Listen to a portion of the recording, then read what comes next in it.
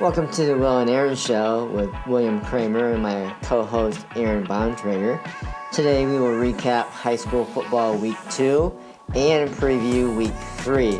Reveal our college football top 5 and top 5 Notre Dame games we are most looking forward to watching. Let's start off our recaps here with Concord beating Jimtown at Sharp Stadium 14-0. Aaron, this game was tied midway in the third quarter until Concord's quarterback Hudson Glantz hit Michael Campanello on a slant pass for 64 yards for a touchdown. Concord later added the rushing touchdown for the final score. Jimtown finished with 135 yards rushing, total offense, and 6 first downs. Yeah, we knew going into this season that the Jimmies, with all the new faces, could be staring at a 0-2 start like last year. And that's when the Jimmies went on a 9-1 run after that 0-2 start. But this year feels a little bit different. Jimtown's offensive line is young and experienced. The defense has quite honestly been what kept Jimtown in games so far. The running game needs to get going if the Jimmies want to turn this around, and I do believe that will be the case. It's still early in the season. Jimtown's schedule the rest of the way is manageable. It's not time to panic. However, winning 9 games like last year might prove to be harder this year. Fairfield beat South Bend Adams 24-14, coming from behind once again. How about that, Aaron? Back-to-back wins against 2 5A schools. Yeah, Adams was up 6-0 and threatening to score in the second quarter, but turned the ball over on downs. Fairfield scored 10 quick points before half and added 2 late touchdowns to secure the road win at TCU School Field. This was a big hurdle for Fairfield to clear. Big win for the Falcons. Okay, let's move on to John Glenn and Riley. Coach Barron gets his second win as the John Glenn head coach, beating Riley 38-24. Tyron Larkin, their star player, had a big game for the Falcons. Yes, he did. Tyron had 126 yards rushing, including a 44-yard touchdown. He also scored on a pick 6 on defense. So John Glenn's defense, especially the secondary, shut down Riley's passing game that last week did damage to Gary West. Yeah, Riley was held to 35 yards passing. Big reason why they were able to get the W. Let's move on to Mishawaka Marion and Culver Academy. The Knights beat the Eagles 21-3. Marion racked up 147 yards rushing. They had 3 touchdowns, rushing touchdowns, and 109 yards passing. Quarterback Bryce Lassane was effective through the air, connecting on 10 of his 15 passes, and also scored a rushing touchdown. Leo Pino Seat and Aiden Kelly each punched in a rushing touchdown as well. Yeah, Marion's defense forced 2 turnovers and a solid team effort. Then we move on to Northridge at Elkhart. The Lions got the win 28-7. Coach St. Louis gets his second win in his tenure, and this win was led by Elias Leonard's 3 rushing touchdowns and another by Gavin Hauser. The Raiders would start the game by forcing the Lions on a 3-and-out, and then would score first on a 17-yard pass play midway through the first, but it was all Lions on the scoreboard the rest of the way. The Raider offense couldn't finish off drives like against Adams. They had some mental breakdowns when they were kind of driving when they were trying to get back in the game, but the Lions defense did a great job holding the Raiders to only 1 score. Elkhart improved on offense from week 1 and was able to finish off drives. Look out, NIC. Yeah, this was a solid win for Elkhart, a team that is right in front of my eyes, steadily growing more confident by each game. Next game, New Prairie at Goshen. So the New Prairie pulled out the win 33-14. However, Goshen did jump out early to a 7-0 lead in the second quarter on a Drew Elliott 1-yard touchdown run. They also held New Prairie to only 79 yards of total offense in the first half. It appeared that Goshen might be able to pull the upset, but turnovers really cost Goshen in this game. The Cougars would score a quick 14 points in the third quarter. Then the very next Red Hawk snap was recovered in the end zone by New Prairie's Ortman, making it a 13-7 lead. The turnovers would continue as one of their cornerbacks, Burnett, would pick off Red Hawks quarterback Quinn Bechtel's pass, and he would return it to the Red Hawks 6-yard line. And then New Prairie would eventually score from the 2-yard line, and they would make it a 21-7 lead. Goshen would answer back in the third to cut it to 21-14, but after that it was all Cougars who kind of took control of the game in the fourth with 2 more touchdowns. Interesting stat in the Goshen news: Goshen is currently outscoring opponents 21-0 in the first half, but are being outscored 55-13 in the second half and extra time. Pretty telling stat. I think it pretty much sums up why Goshen's at 0-2. But on the positive, they did make New Prairie work to get a win. Yes, indeed they did. I agree. You have to tip your hat off to Goshen for the way they battled against New Prairie. They didn't give up. They didn't give in. They easily could have. If they can play clean football and not make those mistakes and put 4 quarters together, this is a ball club that can be a tough team to play. Yeah, now we move to East Noble at Northwood. The Panthers get a big win, 35-14. Saw some pretty explosive plays. A huge 80-yard touchdown on a kick return by Tyron Tuggle in the third quarter. Came just at the right time, just after East Noble took the lead at 14-13. An impressive win by Northwood. East Noble is only 3 years removed from that state championship run. So these seniors were freshmen at that time and have won 2 sectionals in their bag. And yes, this for Northwood, a solid win indeed. And Tuggle also threw a 49-yard touchdown pass to J.J. Payne in the second quarter.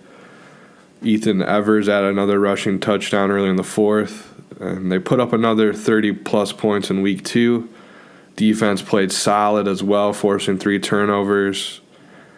Defense that was led by Luke Miller, who recovered a fumble and had an interception late in the fourth to kind of seal the win. They appear to be rolling early with NLC playing beginning this Friday. Next up, we had Chesterton at Warsaw, and the Tigers won 24-7. The Trojans would open up with an early lead, 7-3 at half, but the Tigers' defense fueled them to a victory. Key plays in the game was an incomplete pass from the Trojans early in the fourth, kind of shifted momentum to the Tigers. On that next drive, quarterback Grady Nolan found Russ Winchester through the air for a score. And Nolan is playing for injured starter Tucker Curtis. Chesterton would also play a little chest and would insert their throwing QB, which provided a little hope when he completed a few passes in the fourth. However, Nick Kateris intercepted a pass and went 32 yards for the pick 6. This was a huge play that kind of sealed the win with only a couple minutes left in the game. It's nice to win one of these tight, close games.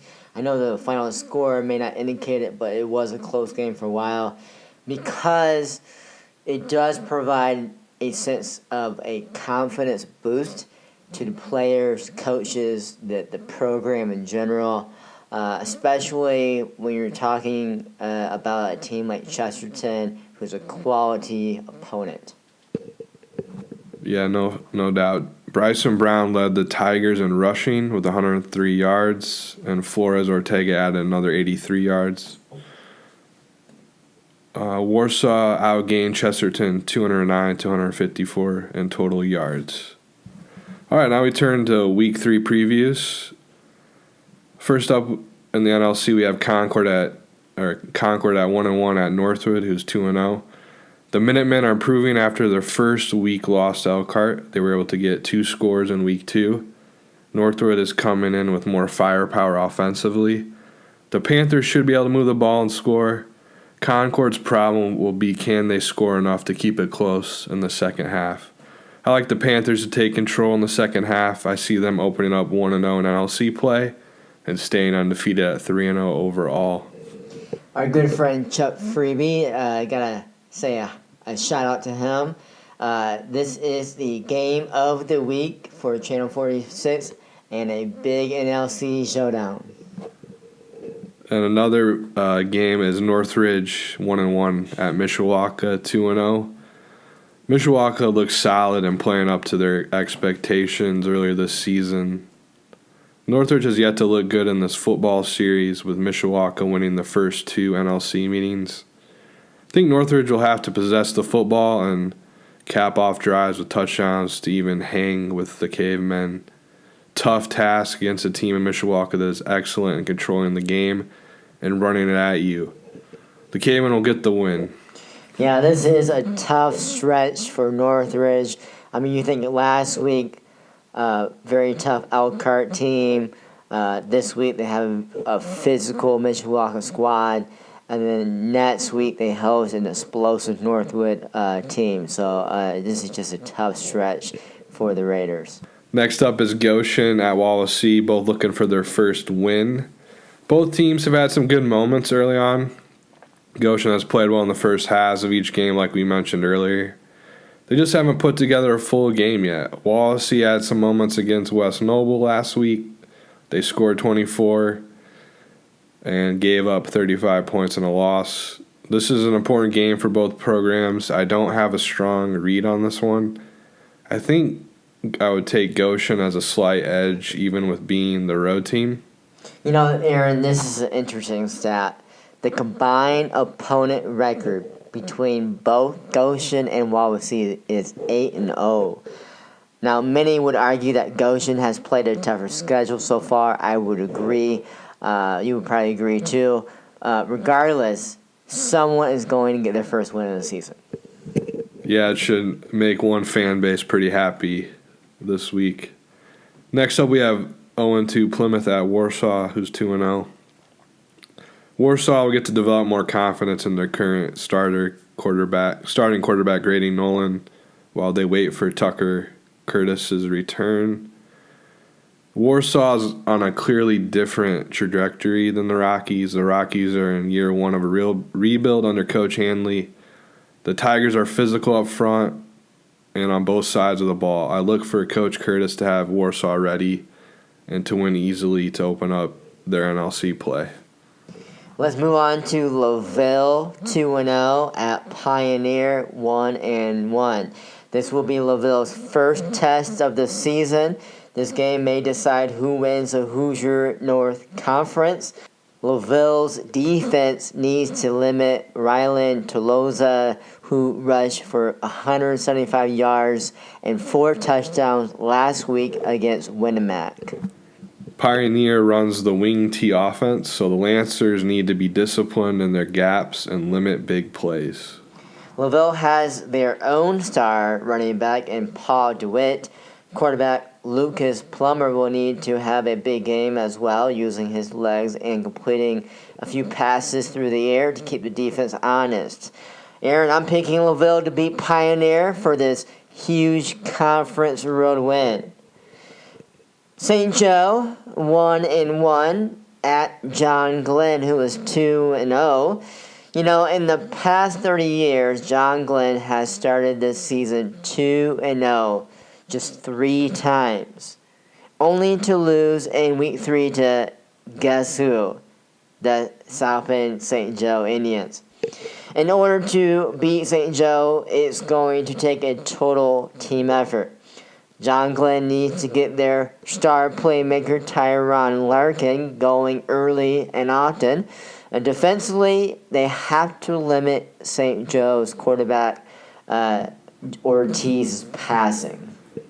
I think we both agree St. Joe has the edge on the line of scrimmage and skill positions. Yes, I agree. As Coach Downey said last week, It's a process, and St. Joe is improving. So I have St. Joe beating John Glenn by perhaps a score or two in this NIC battle. New Prairie 2-0 at Lowell 1-1. The Lowell Red Devils beat LaPorte Slicers 21-14 last week. New Prairie already beat the Slicers 35-0 in week 1. These are two teams that are similar in what they do, which is run the ball. New Prairie has a better roster on paper and should be favored. New Prairie did not play well last week, Aaron, as you mentioned at Goshen. I see them cleaning things up during practice this week and playing a much better ball game, beating a solid Lowell team. Indianapolis Cathedral 1-1 at Penn 2-0. Last week, the Fighting Irish lost to Brownsburg in a battle of 6A top 10 Titans. Cathedral averages 238 yards passing and 141 yards rushing. Now, in order to match Penn's best start since 2016, they will need to play a perfect football game in all phases of the game. No self-inflicting wounds. Yeah, Penn has an opportunity to showcase to the state of Indiana, and in particular the Indy area, that football in the North is a tough brand of football too. Agree, which is why losing badly would only add fuel to that fire. I don't think Penn has the roster to beat Cathedral. Penn would have to play out of their mind, combined with Cathedral playing their worst game of the season for Penn to win. Success to me is losing a closer than expected football game in a competitive and clean way would do more good to that perception, Aaron, that you just alluded to earlier. We are going to go on a short break, and when we return, Aaron and I will reveal our college football top 5. Subscribe button on YouTube and like our videos. Follow us on Twitter at Will Aaron Show. You can follow the Will and Aaron Show Facebook page where you can interact by commenting, liking, sharing, and reviewing our podcast. Welcome back to the Will and Aaron Show, where we talk local, college, and pro sports. Okay, Will, it's time to reveal our college football top 5. Ooh, let's do it. Come on, let's do it. Number 5, I put Utah. I feel like there's a drop-off after the top 4, and I don't know.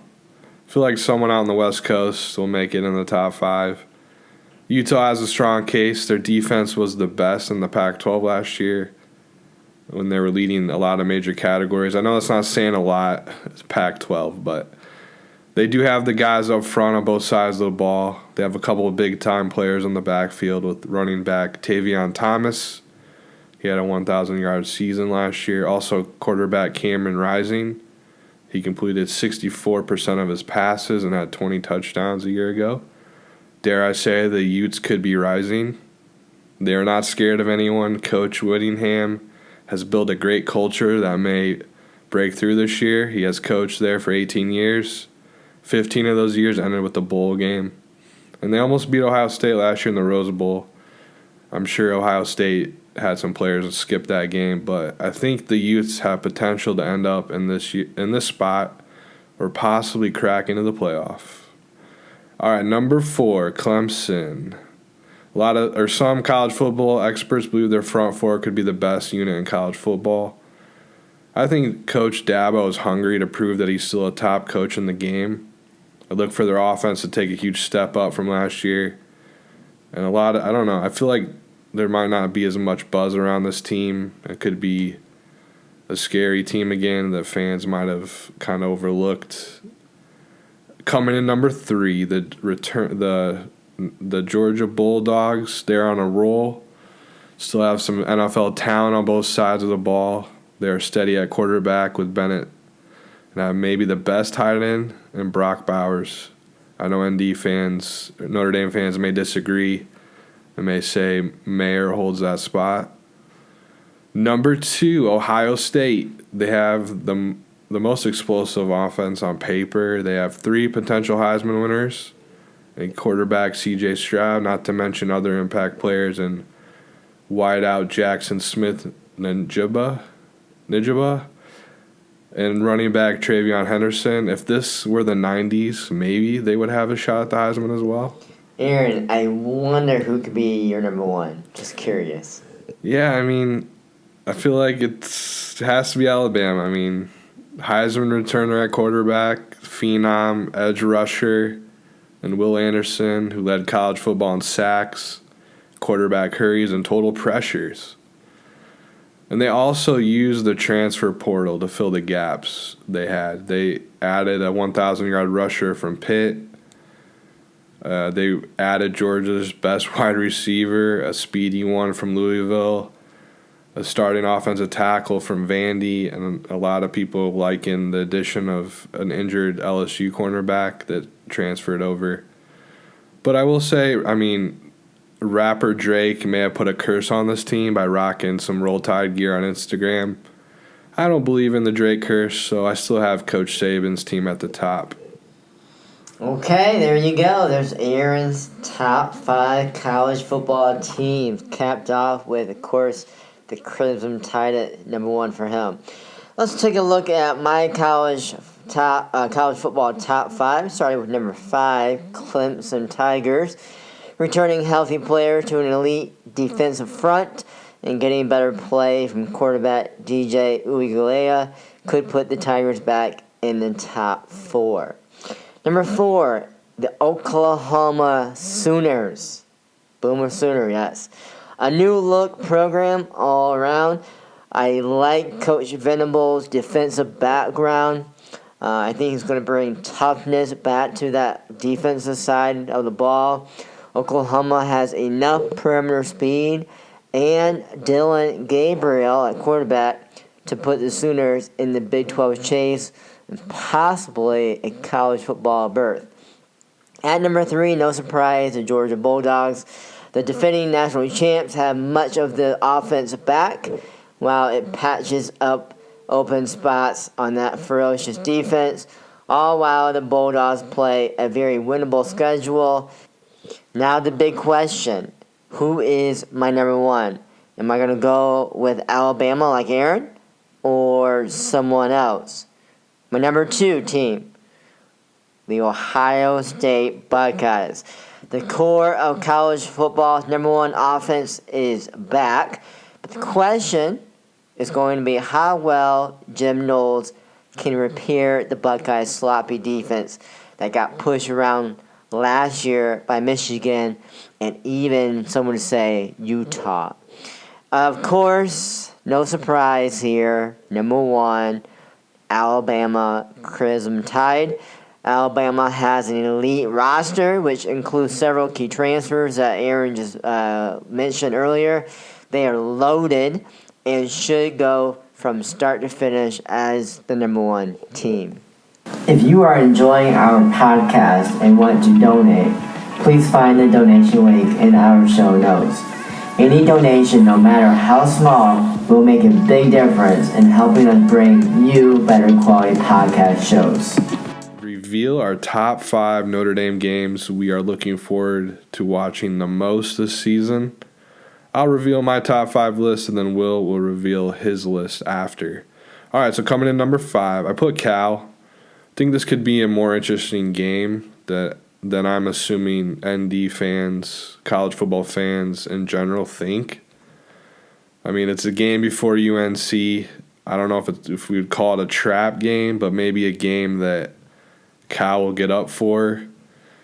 And the Cal Bears added former Purdue quarterback Jack Plummer from the transfer portal. And if you recall, he played pretty decent against Notre Dame in 2021. Obviously, different teams and context, but am I really going to put Marshall, UNLV, a weaker Stanford, Syracuse, or even Boston College in my top 5? I think I'm just at a point where I'd rather see them play one of the Indianapolis high school teams, or maybe even join a Big Ten conference. Number 4, BYU. They are ranked as of the preseason. They could still be ranked when they meet in Las Vegas for the Shamrock Series game. Their offense seems efficient on paper, if not potentially explosive at times, led by quarterback Jaron Hall, who threw for over 2,500 yards, 20 touchdowns, and only 5 picks a season ago. Their defense wasn't good last year and probably it looks like average at best on paper this year. Who knows? Maybe Notre Dame can build some confidence in the passing game in Week 5. Number 3, USC. A game that maybe should be higher, but it's tough to put it higher. I think both teams should hopefully be in a groove by the end of the season. It'll be interesting to see these programs with new coaches, new edge to the rivalry. And that moves me to number 2 game, and that's Clemson. If both teams can be like one loss, or if Clemson's undefeated at that time, what a game this could be. Huge implications for the college football playoff. And that brings me to my top game, where they travel to the team from Ohio. Not super optimistic that ND can win. I almost wanted to put it 5th on my list, but I do also want to see this game, of course. It's a great way to kick off the year. And maybe like when my daughter watches a Disney movie, the scary part, she likes to cover her eyes, but she won't let me change the channel. I'll probably act like that. Can Notre Dame control the ball and keep their offense off the field? That's a question I have. Can the Irish secondary slow down the Buckeyes wideouts?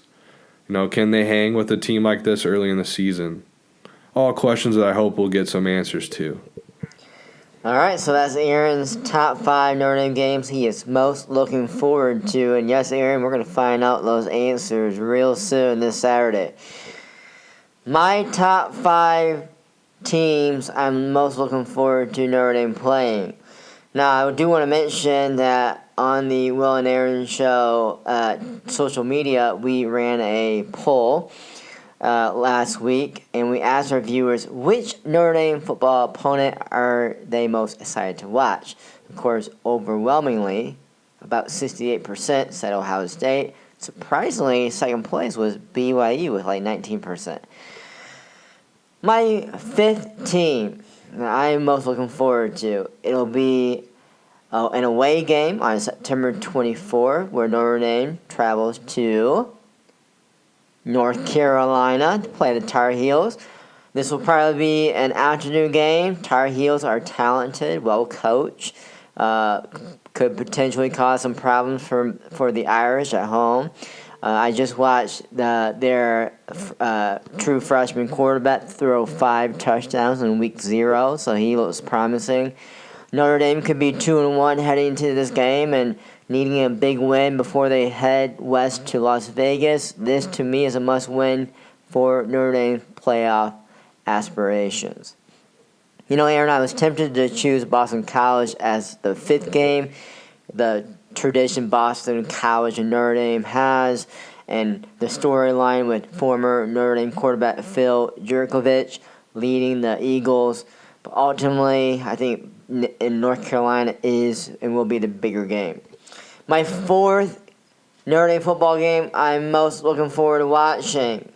This game will occur on October the 8th, and yes, it is the Shamrock Series at Las Vegas, where they will face the BYU Cougars.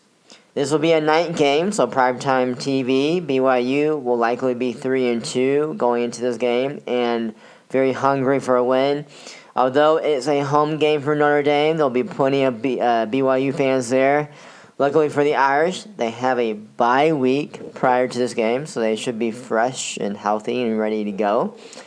2 of the biggest independent school brands out there. I just really like this matchup. It's just a great game for college football.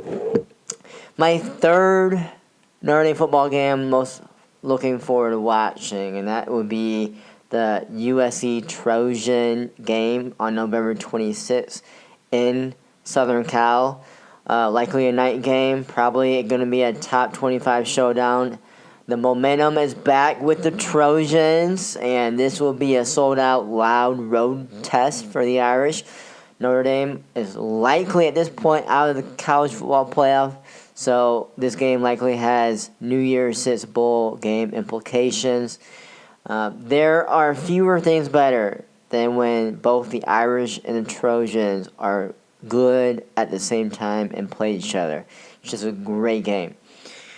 Number 2 for me, it has to be on November 5th when the Clemson Tigers come to town to South Bend, Indiana. This will be a primetime game, likely a top 25 matchup. Now, Notre Dame fans have good memories of when Clemson came to Notre Dame Stadium last time. By now, I think the Notre Dame offense will be better, so I can see this game being competitive. A huge showdown with possible playoff implications. And, of course, no surprise here, my number 1 game I'm most looking forward to watching is the game this Saturday at Ohio State. Primetime TV, all college football eyes will be glued to this game. And as you mentioned, the big question is, can Notre Dame's offense keep up with Ohio State? I like Coach Freeman. He's young. His first real game in the horseshoe, under the bright lights, the country watching against one of the best offenses in the nation. Aaron, that's a tall task for anyone, let alone first-year head coach in Marcus Freeman. To me, just keep this game close.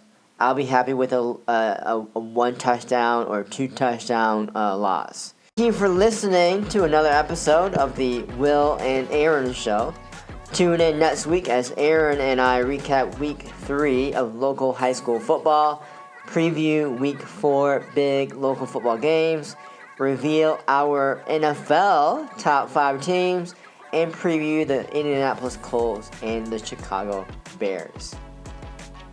Please subscribe and leave us a review wherever you get your podcasts. That helps us grow the show.